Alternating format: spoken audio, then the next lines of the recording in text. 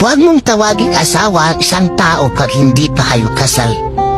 No license, no evidence.